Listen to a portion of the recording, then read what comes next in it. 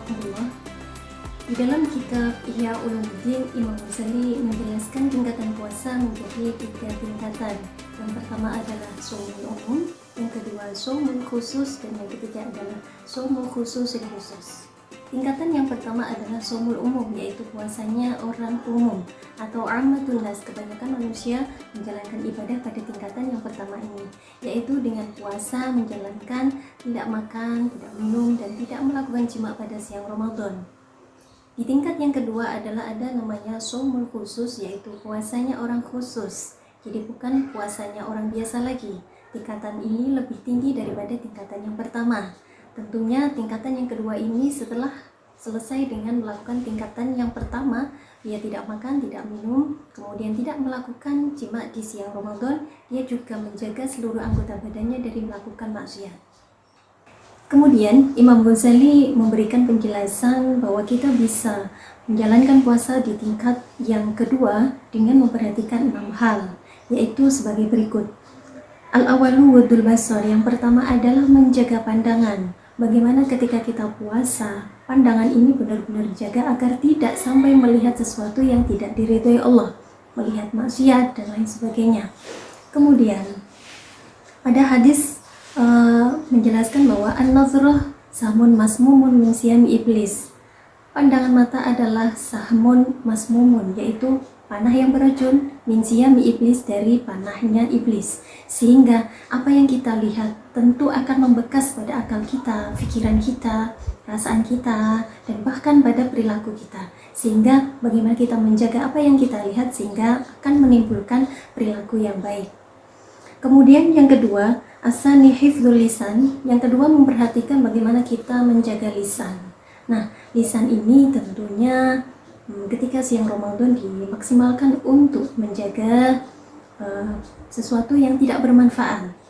Jadi mengoptimalkan dengan mengucapkan sesuatu yang tentunya bernilai ibadah, seperti membaca Quran, membaca sholawat, membaca zikir, dan lain sebagainya. Kemudian asalis kafus sam'i. Yang ketiga adalah dengan memperhatikan pendengaran kita agar tidak mendengarkan sesuatu yang negatif atau sesuatu yang berdampak kita mendapatkan dosa.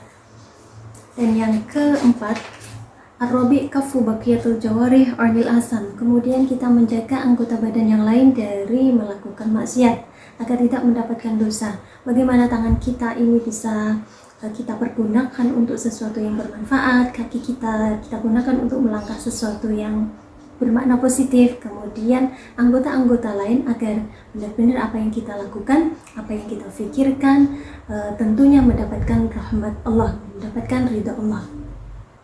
Al-khamis, Allah yastaksiro minatu'amil halal waqtal iftari. Kemudian jangan sampai kita memperbanyak makan makanan yang halal pada waktu berbuka puasa. Sahabat JB3M, kita tidak diperbolehkan berlebihan dalam makan. Ini juga baik untuk para kaum hawa ya, agar tidak naik BB-nya nanti menjadi masalah yang besar, karena tentunya nanti akan berimbas pada bagaimana pakaian kita, apakah muat atau tidak. Dan yang terakhir, asadis ayakuna qalbuhu ba'dal iftari mu'allaqan muttariban bainal khaufi warrajai. Setelah berbuka puasa, bagaimana hati kita dipenuhi dengan rasa khauf dan roja. Khauf, takut bagaimana puasa kita ini apakah diterima atau tidak, sedangkan roja adalah sebuah harapan agar supaya puasa kita itu diterima oleh Allah Subhanahu wa Ta'ala. Kita lanjut pada tingkatan puasa yang ketiga adalah shaumu khususil khusus. Puasanya khususnya khusus atau disebut dengan puasa yang istimewa, puasa yang super, yaitu puasa yang dilakukan oleh para nabi, para waliullah, para muqarrabin, para siddiqin, dan kita tentunya sangat sulit untuk bisa mencapai di tingkat yang ketiga ini.